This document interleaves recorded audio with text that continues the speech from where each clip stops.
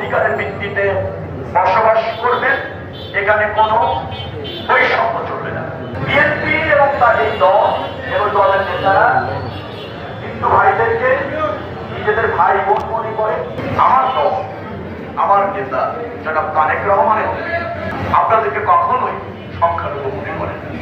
বেগম খালেদা জিয়া সরাসরি নির্দেশ যে হিন্দু বা সনাতন ধর্ম অবলম্বীরা বাংলাদেশের ভূখণ্ড সার্বভৌমত্ব অস্তিত্ব স্বীকার করেই বাংলাদেশে হিন্দু মুসলিম সম্প্রীতি রয়েছে, সহ অবস্থান রয়েছে।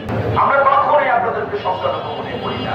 আমরা মনে করি আপনারা আমাদের ভাই, আপনারা দেশের নাগরিক। এই দেশে আপনাদের সমমর্যাদায় সম্মানের ভিত্তিতে, সম অধিকারের ভিত্তিতে বসবাস করবেন, এখানে কোনো বৈষম্য চলবে না। ধর্ম আপনার, ধর্ম আপনার, মুসলমানদের ধর্ম মুসলিমের, খ্রিস্টান ধর্ম খ্রিস্টানের, সবাই ধর্মীয় সম অধিকার সমমর্যাদার ভিত্তিতে বাঁচান। গণ আন্দোলনে যে সরকারটি পতন হয়েছিল, আমি যতটুকু জানি তারা আপনাদেরকে কখনো কখনো ভোটের রাজনীতি ব্যবহার করেছে। হিন্দু ধর্ম অবলম্বী ভাইয়েরা সবচেয়ে বেশি ওই সরকারের আমাদের বাংলাদেশের পরিসংখ্যান বলে বাংলাদেশ ছেড়ে ভারতে আশ্রয় নিয়েছে গত 15 বছরে আওয়ামী লীগের আমাদের সবচেয়ে অধিক সম্পদ এবং নির্যাতিত হয়েছে।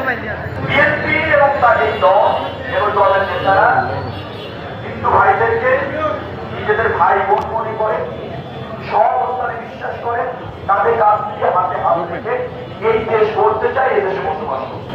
ইতিমধ্যে যে উত্তেজনা তৈরি হয়েছিল দেশে, সেই উত্তেজনার পরিপ্রেক্ষিতে নিশ্চয়ই আপনাদের এই ধর্মীয় উপাসনায় কোনো আঘাত ঘটে নিরাপদে আছে।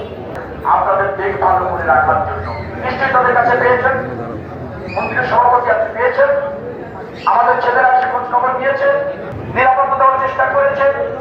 কেউ হুমকি দিয়েছে, নির্ভয় বলুন প্লিজ, কেউ হুমকি দিয়েছে আপনাদের এখানে, আপনাদের উপাসনালয়ে